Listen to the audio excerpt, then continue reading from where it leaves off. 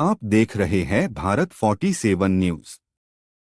Iman tours and travels बेहतरीन सुविधा के साथ लोगों को करा रही है उम्राह। अभी एक फैशन हो गया है, अम्बेडकर अम्बेडकर अम्बेडकर अम्बेडकर अम्बेडकर अम्बेडकर। इतना नाम अगर भगवान का लेते हैं तो 7 जन्मों तक स्वर्ग मिल जाता। ये तस्वीरें संसद भवन के बाहर की है। हाथों में डॉक्टर भीमराव अंबेडकर की फोटो के साथ ही तेज नारेबाजी। क्या कांग्रेस, क्या सपा और क्या आम आदमी पार्टी, पूरा इंडिया ब्लॉक गृह मंत्री अमित शाह से माफी मांगने के नारे लगा रहा है। इससे पहले लोकसभा और फिर राज्यसभा में भी अंबेडकर को लेकर जारी विपक्षी सांसदों ने जोरदार हंगामा किया। इस पर राज्यसभा और लोकसभा की कार्यवाही को स्थगित कर दिया गया। आरोप है कि राज्यसभा में संविधान पर चर्चा के दौरान गृह मंत्री अमित शाह के एक बयान ने इस मामले को तूल दे दिया।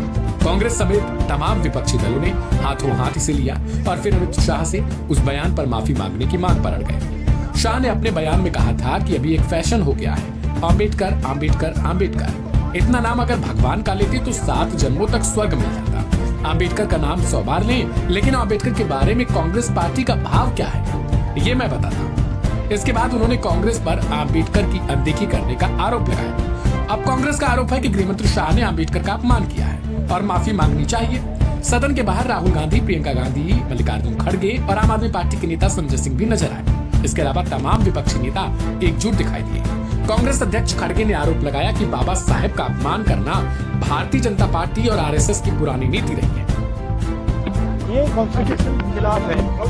ये इन्होंने कहा, ये पहले ही कह रहे थे कि कॉन्स्टिट्यूशन को हम चेंज करेंगे। ये इसके खिलाफ है, अंबेडकर जी के खिलाफ है, उनकी विचारधारा के खिलाफ है।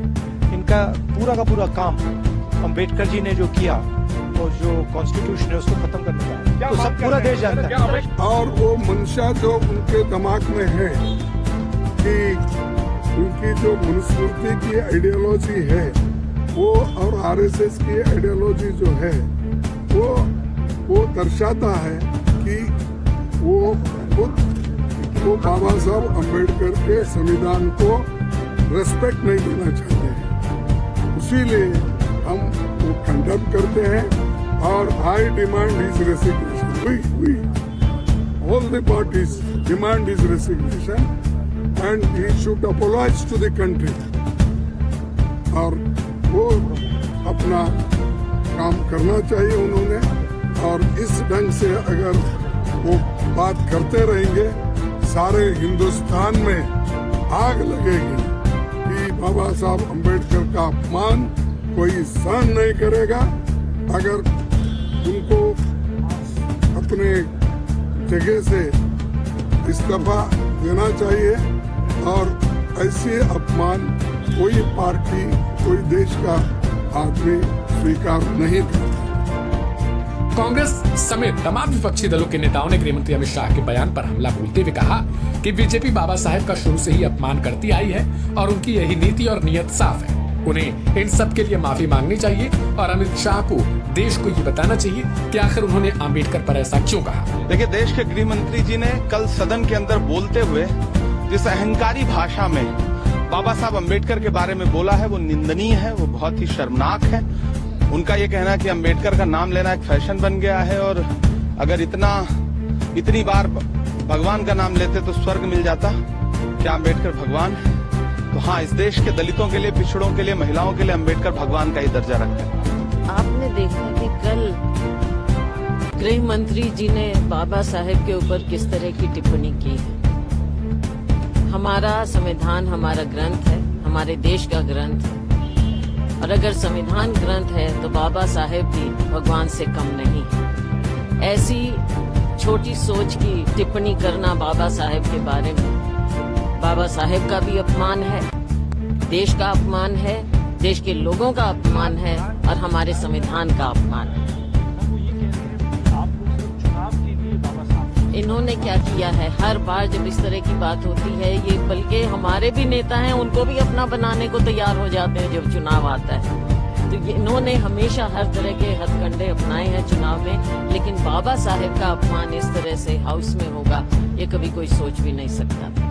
देखिए, जिस तरीके से 1.5 घंटे के भाषण में बहुत उन्होंने बात की कि संविधान का कितना उनको रिस्पेक्ट है क्या है, पर वो 11 सेकंड में उन्होंने बता दिया इनका सिर्फ संविधान से विरोध नहीं है, क्योंकि अंबेडकर जी ने संविधान को बनाया है, उसका विरोध है।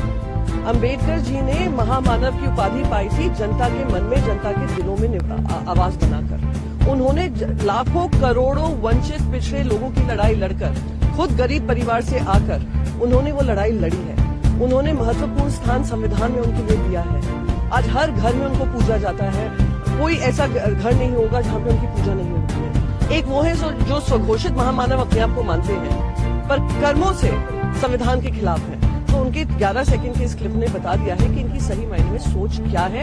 भारतीय जनता पार्टी संविधान की विरोधी रही है, पर उससे ज्यादा बाबा साहेब अंबेडकर जी की विरोधी रही है, वो पिछड़े लोगों की विरोधी रही है, वो गरीब परिवारों की रही है, वो वंचित परिवारों की रही है। वो उनके शब्दों से झलका है और हाँ, हमें प्रोटेस्ट जारी है। हालांकि भारतीय जनता पार्टी की ओर से कहा जा रहा है कि कांग्रेस बयान को काट छांट कर दिखा रही है और बयान को गलत तरीके से पेश कर रही है। ऐसे में आपको सुनवाते हैं अमित शाह का राजस्थान में दिया हुआ वो पूरा बयान। तो साथ अर्थ में अंबेडकर जी के प्रति आपका भाव क्या है, ये मैं बता। मान्यवर, अंबेडकर जी को देश की पहली कैबिनेट से इस्तीफा क्यों दे दिया? अंबेडकर जी ने कई बार कहा कि अनुसूचित जातियों और जनजातियों से हुए व्यवहार से मैं असंतुष्ट हूं। सरकार की विदेश नीति से मैं असहमत हूं और आर्टिकल 370 से मैं असहमत हूं। इसलिए वो छोड़ना चाहते हैं। उनको आश्वासन दिया गया, आश्वासन पूरा नहीं हुआ। उन्होंने इग्नोरेंस के चलते इस्तीफा दे दिया और एक श्री BC रॉय ने पत्र लिखा कि अंबेडकर और राजा जी जैसे दो महानुभाव मंत्रिमंडल छोड़ेंगे तो क्या होगा। तो नेहरू जी ने उनको जवाब में लिखा है, राजा जी के जाने से तो थोड़ा बहुत नुकसान होगा, अंबेडकर के जाने से मंत्रिमंडल कमजोर नहीं होता है। मान्यवर, ये विचार जो खड़गे जी कह रहे हैं ना, क्या आपत्ति है? जिसका विरोध करते हो उसका वोट के लिए नाम देना कितना उचित है? क्योंकि अब अंबेडकर जी को मानने वाले पर्याप्त संख्या में आ गए हैं, इसलिए आप अंबेडकर अंबेडकर कर रहे हो। मान्यवर, मुंबई के मेयर ने एक पत्र लिखा था कि मऊ में अंबेडकर जी का स्मारक बनाना चाहिए। मऊ में जो अंबेडकर जी का जन्म स्थान था, सुझाव लिखा। उन्होंने कहा आमतौर पर स्मारक निजी पहल से बनाने चाहिए। यदि सरकार किसी प्रकार की सहायता करती है तो वो उचित नहीं होगा। उनके कितने स्मारक बने साहब? कोई स्मारक अंबेडकर जी का नहीं बना, देश भर में नहीं बना। अंबेडकर जी के स्मारक कब बने? जब भारतीय जनता पार्टी सत्ता में आई, तब मऊ में डॉक्टर अंबेडकर के जन्म स्थान पर स्मारक बना। लंदन में अध्ययन करते थे, वहां स्मारक बना। नागपुर में शिक्षा दीक्षावलित वहां बना। दिल्ली में महापरिनिर्वाण स्थल पर बना और मुंबई में चैत्य भूमि में भी बन रहा है। हमने 5 तीर्थ बनाए। ईमान टूर्स एंड ट्रेवल्स बेहतरीन सुविधा के साथ लोगों को करा रही है उम्रा। आप देख रहे हैं भारत 47 न्यूज।